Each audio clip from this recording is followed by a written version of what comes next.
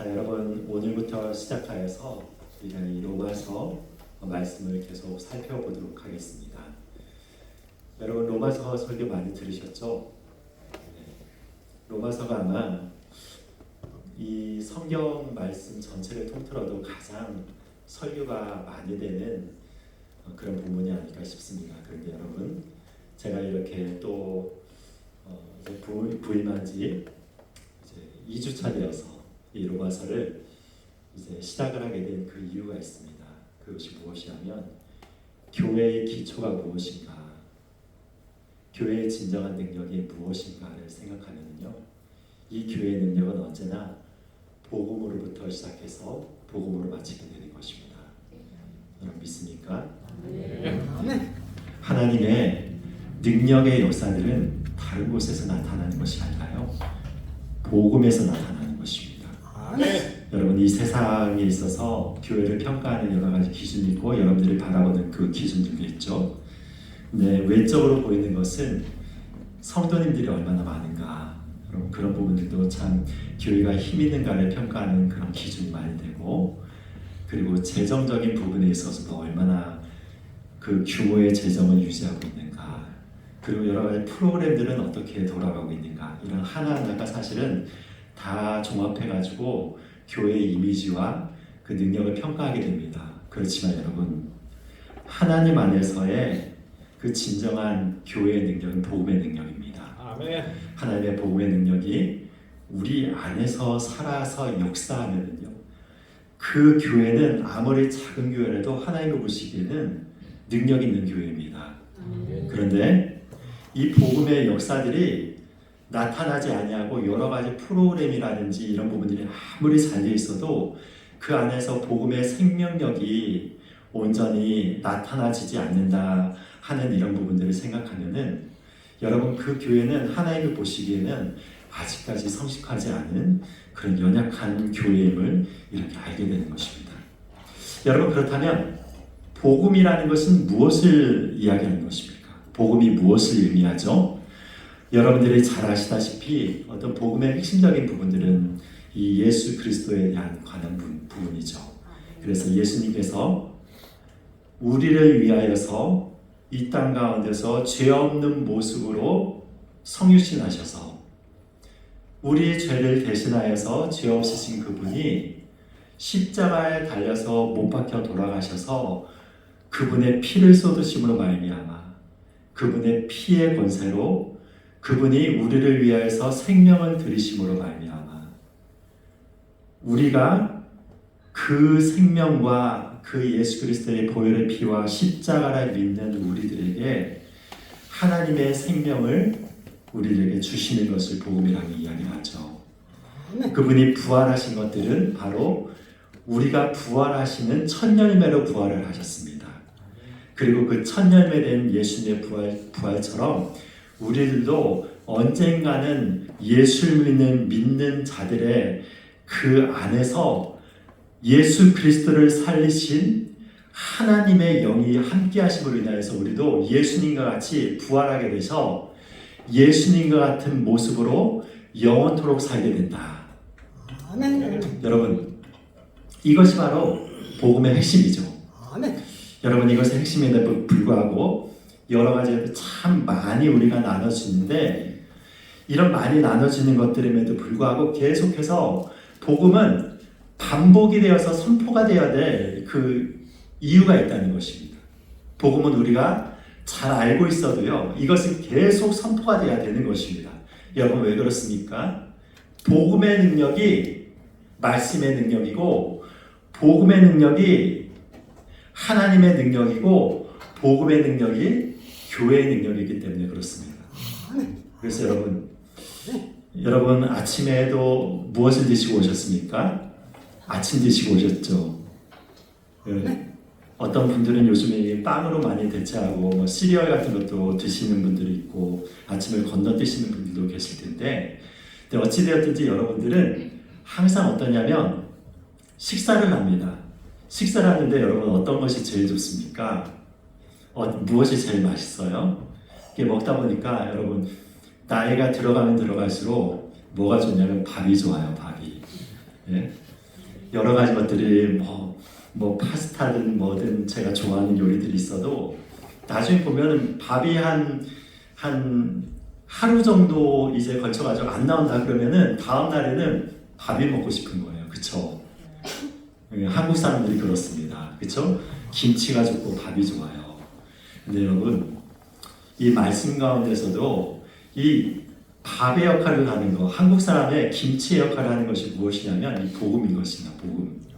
그래서 여러분, 우리가 이 복음을 때때로 들어주고 이 복음의 능력 앞에서 우리가 나아가서 우리의 그 영혼을 무릎을 꿇고 나가지 아니하면은 어느 순간에가 우리의 영혼에 힘이 빠져요. 생기가 빠지게 되는 것입니다. 그래서 우리가 이 복음 안에서 이제 복음을 듣고 또 복음의 은혜 가운데서 이제 무장을 하게 되면은 더 힘이 나서 우리 한국 사람이 밥심으로 일하는 것처럼 이 교회는요 복음의 힘으로 말미암아 일하게 되어 있다는 것입니다. 여러분, 그런데 이 복음이 어디에 이렇게 지금 선포가 되고 있는가를 이렇게 바라보면은 지금 로마 교회에 선포가 되고 있다고 지금 이야기하고 있습니다. 사도 바울이 지금 하나님 앞에 기도를 하면서 내가 너희들에게 가서 그 신령한 어떤 은사를 나눠주기를 원한다고 여기 본문에 이렇게 등장하고 있습니다. 그래서 여기 보면은 하나님 안에서 11절에 보니까 내가 너희 보기를 간절히 원하는 것은 어떤 신령한 은사를 너에게 나누어 주어 너를 견고하게 하람이라고 이렇게 나오는데, 사도 바울이 이 로마 방문을 하면서 신령한 은사를 나누어 주고 싶었대요. 그런데 여러분, 이 신령한 은사가 무엇이겠습니까? 여러분, 신령한 은사를 떠올리면 여러분들은 어떤 것이 생각나십니까? 흔히 말하자면 방언하는 것, 예언하는 것, 병 고치는 것, 순복음교회 보면 환상을 보시는 분들도 계시고 여러 가지 그 깊은 영적인 세계에 들어가서 그 영적인 세계의 것들을 이렇게 전하시는 분들도 있죠. 이런 모든 것들이 다 신령한 은사일 수 있지만 여러분, 사도 바울이 이 로마 교회에 가서 그 신령한 은사를 주기 위한 이 신령한 은사의 종류가 이런 종류였을까요? 여러분, 사도 바울은요 어디를 가거나 전하는 게 내가 너희들에게 방언을 주기를 원한다. 내가 너희들에게 예언의 은사를 주기를 원해서 그곳에 간다라고 얘기한 적이 있습니까? 성경에 보면 그런 부분이 전혀 없어요. 사도 바울은 가는 곳곳마다 어떤 것을 나눠준 것입니까? 예수 그리스도의 십자가와 부활과 이 복음의 권세로 말미암아서 이 하나님 나라를 전하는 데 있어서 자기 인생을 쓰임을 받는 거예요. 여러분, 그러니까 사도 바울이 여기서 얘기하는 신령한 은사라고 하는 것은 우리가 생각하는 그런 겉보기의 은사를 얘기하는 것이 아니라 무엇이 되겠습니까? 바로 복음을 얘기를 하는 것입니다.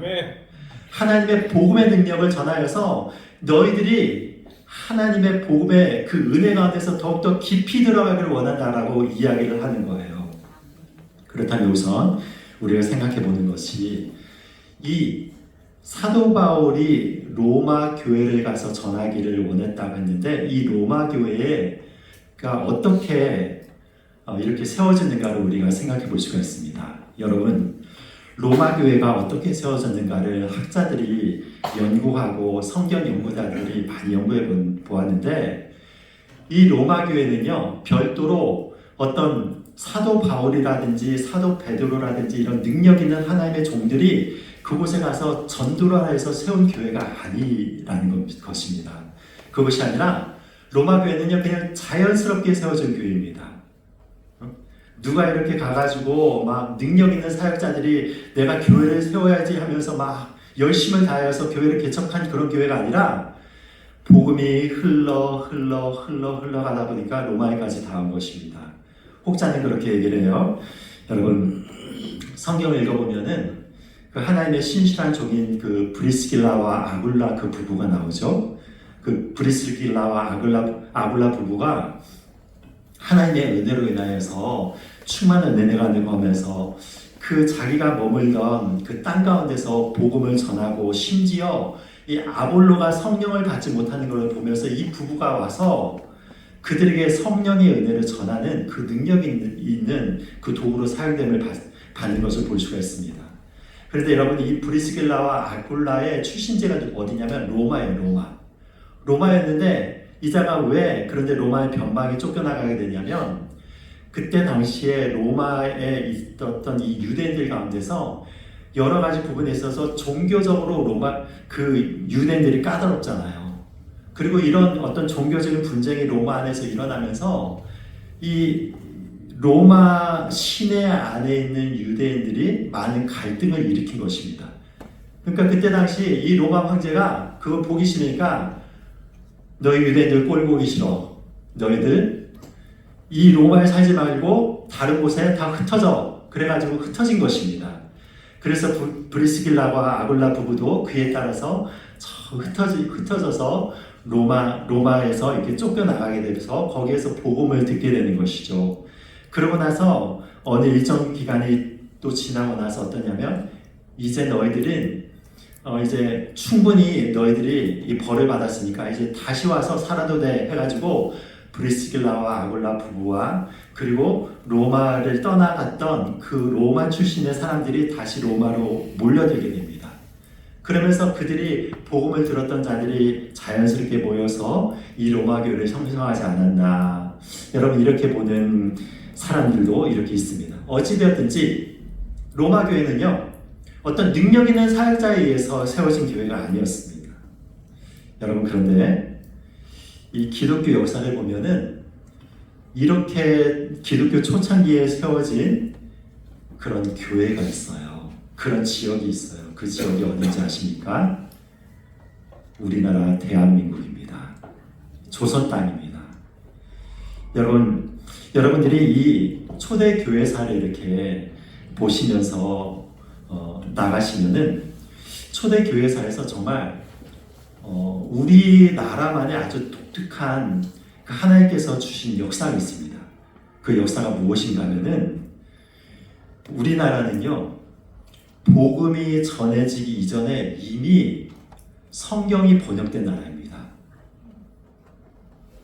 선교사님들이 들어오시기 이전에 이미 성경이 번역이 되었어요. 우리나라 말로. 여러분, 놀랍지 않습니까? 선교사님들이 선교하기 이전에 성경이 번역되었다는 그것이 어떻게 그것이 이루어졌는가? 그랬으며, 이 마가복음 쪽복음을 이수정이라고 하는 분이 번역을 하셨습니다. 그런데 이분이 어떤 분이냐면, 열심히 공부하여서 과거를 보아서 장원급제를 하신 아주 수재이시죠. 수재이신 분이신데, 이분이 그래서 관직에 등용이 되었는데, 그때 구한 말에 나라가 얼마나 어지럽습니까? 어지러운 과정 가운데서 어떤 일들이 일어났냐면, 이 명성황후를 시해하려고 하는 사람이 일본인뿐만이 아니라 내부에서도 반란자들이 명성황후를 시해하려고 하는 여러 가지 움직임들이 있었어요. 그런데 이 이수정 씨가 그거를 간파를 하고 이 명성황후를 피신시킴으로 인하여서 살해를 당하는 것을, 시해를 당하는 것을 이렇게 막습니다. 그러니까 여러분, 이 이수정 씨가 그 조선 왕실에서 얼마나 신임을 받았겠습니까? 그 신임을 받아서 어떤 특권을 누리게 되냐면, 그때 당시에 이제 일본의 문화들이 많이 발전하고 있기 때문에 그 조선의 똑똑한 사람들을 모아가지고 그 신문물을 좀 구경하고 받아들이도록 특사를 보내는데, 그 중에 같이 끼어서 간 사람이 이수정 씨였어요. 그런데 거기에서 이수정 씨가 거기에서 가서 일본의 신문물을 받아들이면서 이렇게 하는데, 그곳에서 일본인 한 분을 이렇게 만나게 됩니다. 그래서 만나게 돼서 거기에서 치다 박사라고 하는 그분을 만나게 되는데, 이분이 이수정 씨와 대화를 하면서 기독교에 대해서 소개하고 복음에 대해서 이렇게 소개를 한 거예요. 그래서 그때 이야기를 통해 가지고 감명을 받고 복음을 받아들이게 됩니다. 그래서 너무 감사해서 이 이수정 씨가 이 치다 이 박사에게 무엇을 선물해 주기로 원하냐면, 우리나라에서 특산물인 인삼을 선물해 줍니다. 인삼을 딱 선물해 주니까 그 치다 박사가 그걸 보더니, 나는 이것을 받을 수 없습니다. 내게 주신 하나님의 은혜가 이미 크고, 그렇기 때문에 하나님의 받은 은혜가 충분히 크기 때문에 이거를 받아들일 수 없다고 얘기를 하면서 대신 내가 당신을 위해서 선물을 하겠습니다 하면서 준 선물이 무엇이었겠습니까? 성경을 선물을 해줘요. 성경을 선물해줘서 이분이 성경을 받아와서 성경을 이렇게 읽다가 그 안에서 은혜를 받는 거예요. 어느 날인가 성경을 읽고 나서 잠이 들어서 꿈을 꾸었습니다. 근데 꿈을 꾸었는데 꿈 가운데서 어떤 꿈을 꾸게 되냐면 키 큰 한 남자가 있고 좀 키가 좀 아담한 한 남자가 있는 거예요. 그런데 등에 어떤 짐을 지고 자기를 찾아오더라는 것입니다. 자기를 찾아와서 갑자기 그 보따리를 풀어가지고 자기 앞에다 이렇게 턱 이렇게 주는 거예요. 꿈속에서. 그래서 그가 꿈속에서 이렇게 이야기를 했어요. 이 책이 무엇입니까? 이것이 무엇입니까? 라고 얘기하니까 그들이 책이라고 대답했습니다. 그래서 그러면 이 책이 무엇이라고 얘기하니까 그들이 대답하기를 이 책들은 당신 나라의 모든 책들보다 가장 중요한 책들입니다 라고 이렇게 얘기를 하는 거예요. 그래서 그런데 그게 도대체 무슨 책이길래 이것이 가장 중요한 책이냐고 다시 한번 꿈에서 물어보니까 그들이 대답하기를 성경이라고 대답을 해준 거예요. 그러고 나서 꿈에서 번쩍 깬 거예요. 여러분, 그런데 여러분 중에서도 그런 꿈을 꾸신 분들 있을지 모르겠습니다. 하나님이 주신 꿈은요, 그 꿈이 굉장히 선명하게 나타납니다. 저도 몇 번 하나님이 주신 그런 꿈들을 꾼 적이 있는데 그 꿈들은요, 깨고 나서도 그 잔상이라든지 내용들이 아주 선명하게 마음판에 이렇게 새겨지는 그런 꿈으로 하나님께서도 보여주실 때가 있습니다. 근데 여러분, 이런 꿈을 이수정 씨가 꾸고 나서 어떻게 생각이 된 것입니까? 이 책이 정말 조선 땅에 있어서 가장 중요한 책이고 가장 필요한 책이구나라는 걸 깨닫고 성경 번역에 들어간 거예요.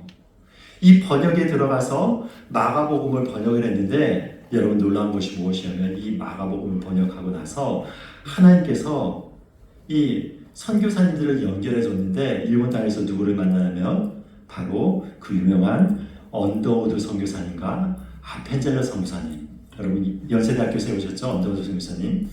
그런 훌륭한 선교사님 만나서 이분이 이수정 씨를 그 일본 땅에 만나서 거기서 한국어를 배우고 이수정 씨가 번역한 마가복음 쪽복음을 들고 그리고 그 우리나라에 도착을 하게 됩니다. 여러분 굉장히 신기하지 않습니까? 우리나라는요, 그래서 선교사님들이 와가지고 제일 먼저 성경을 번역한 나라가 아니라 우리나라 사람이 먼저 성경을 번역하고 나서 그 성경을 들고 선교사님들이 우리나라로 방문한 나라입니다. 굉장히 복을 받은 나라예요. 하나님의 신비한 섭리가 있는 그런 나라입니다. 여러분, 그럼 여러분, 그렇다고 해서 우리나라에 선교사님들이 필요하지 않은 건 아니죠. 그쪽에 가서 선교사님들이 그 복음을 들고 무엇을 열심히 전하게 되는 것입니까? 복음을 전하게 되는 것입니다.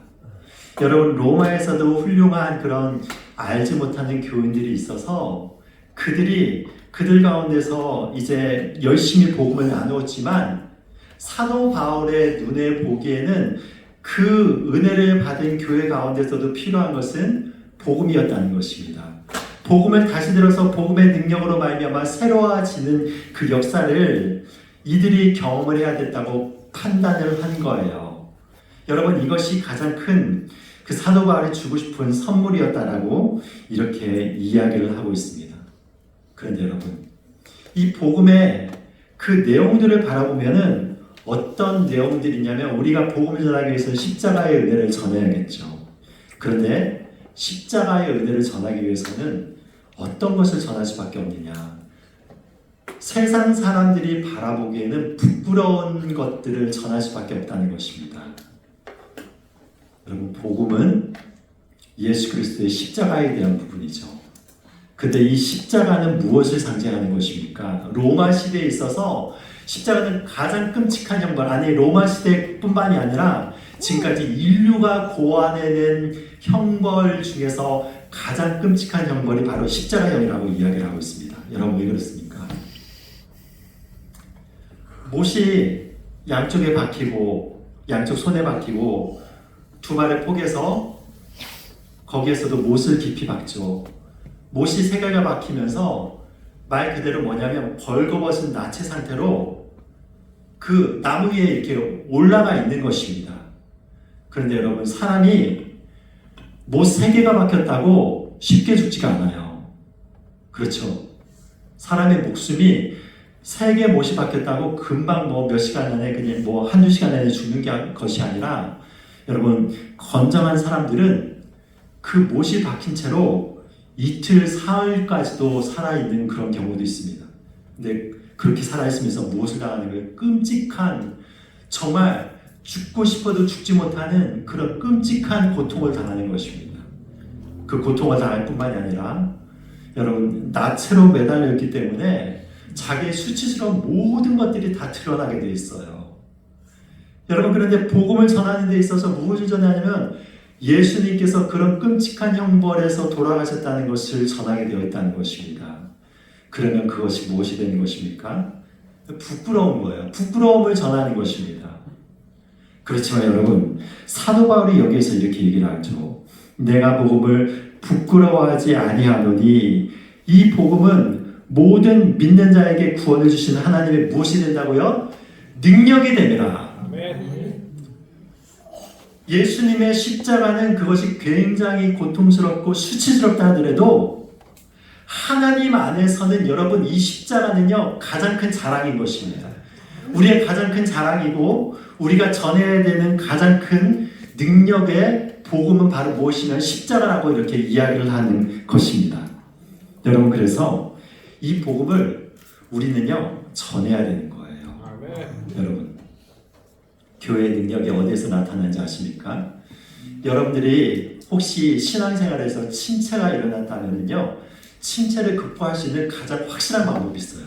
그것이 무엇인지 아십니까? 복음을 전하는 것입니다. 여러분의 주변의 사람들에게 좀 용기를 내서 예수님은 당신을 사랑하시고 당신을 위해서 십자가에 못 박혀 돌아가셨다는 그 복음을 여러분 입을 벌려서 전하게 되면요, 어떠냐면 그 사람한테도 능력으로 나타나지만 우선적으로 영적인 가장 혜택을 누리는 사람들이 누군지 아십니까? 우리의 영혼이에요. 나의 영혼. 여러분, 그래서 선교 같은 데 가가지고, 저도 그런 비전 트립 같은 데 가가지고 이렇게 복음을 전하고 그러면은요, 마음이 막 날아갈 것 같아요. 마음이 너무 기뻐가지고, 그렇게 해서 누가 단 한 사람이라도 이 복음을 전해가지고 그걸 받아들이는 걸 보면은 막 영혼이 막 춤을 추는 거예요. 그쵸? 왜 그렇습니까? 이 세상 가운데서요 가장 기쁨이 무엇이겠습니까? 생명을 구하는 것이죠. 우리 생명을 이렇게 얻는 것입니다. 그런데 여러분, 육신의 생명도 의사들이 고쳐가지고 그 죽을 암에 걸린 사람들 수술 잘해서 이렇게 딱 고쳐놓으면은 그 의사들이 보람을 느끼는 것 아닙니까? 그런데 여러분, 우리가 전하는 복음은 그냥 육신의 그 생명이 아니라요, 영원한 생명에 관한 거예요. 영원한 하나님의 나라에 대한 그 부유함에 대한 것을 우리가 전하게 되는 것입니다. 여러분, 그래서 이 성경 말씀을 보면 어떤 것도 나오냐면 천사도 이 복음 전하는 것을 부러워한다고 그래요. 천사도 흠모하는 것이 무엇이에요? 이 복음을 전하는 것입니다. 그래서 여러분, 우리가 복음을 전하게 되면은 우리의 교회가 살아나게 되고 나의 영이 살아나게 되고 하나님 안에서 충만한 은혜를 이렇게 경험하게 되는 것인데, 여러분, 그래서 틈틈이 여러분들이 복음을 전해야 된다는 것입니다. 그리고 여러분, 우리가 복음의 본질을 계속 생각해야 되는 거예요. 제가 저의 간증을 좀 하겠습니다. 저희 여러분들이 좀 아시는 분들은 아시겠지만 저희 아버지가 목회를 하셨었잖아요. 그래서 저는 뭐 그냥 태어나면서 그냥 교회 다닌 그 모태신자였습니다. 모태신자. 어떤 분들은 뭐 모태신자를 그렇게 표현하더라고요. 이것도 못해, 저것도 못해. 그래서 모태신자라고 이렇게 얘기를 하는데, 여러분, 모태신자 무시하지 마세요. 예. 모태신자가요, 그래도 꾸준하고 그 강아지 같은 것도 키우다가 여러분 잃어버리면 자기 그 집으로 돌아오지 않습니까? 주인을 찾아 돌아오듯이 모태신 자들에게 그런 저력이 있습니다.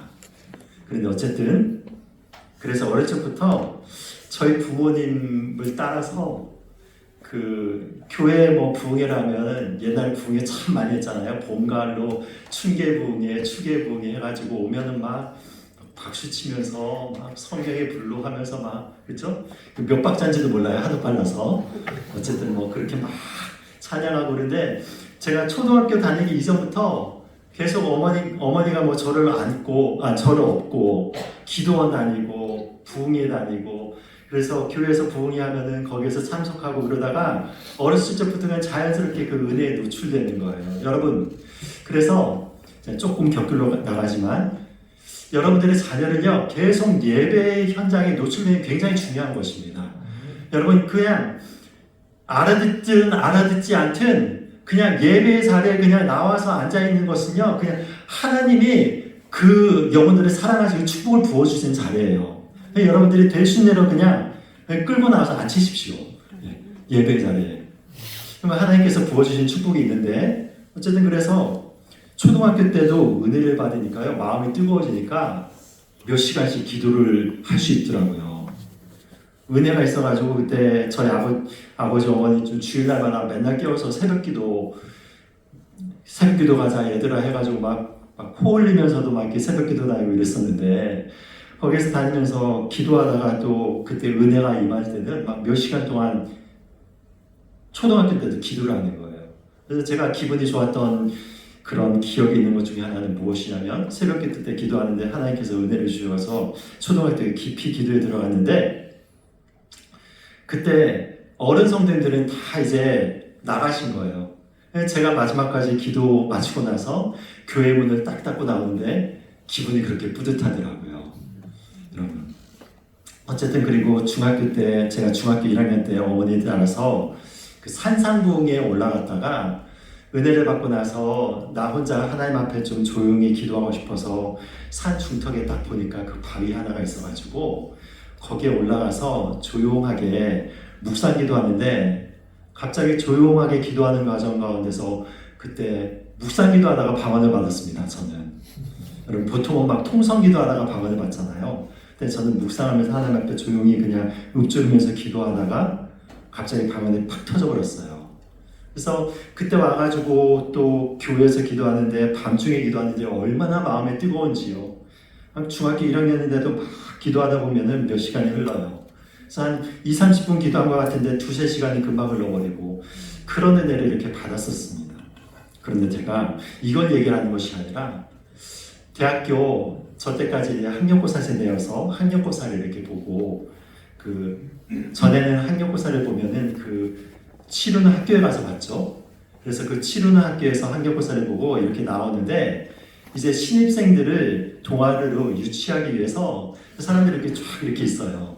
그래서 설문조사지 가지고 뭐 이렇게 하면서 여기로 오십시오, 저기로 오십시오 하는데 거기에서 CMF라고 하는 그 선교단체의 어떤 선배 누나가 저를 찾아와가지고 설문을 하면서 저에게 얘기를 하는 거예요.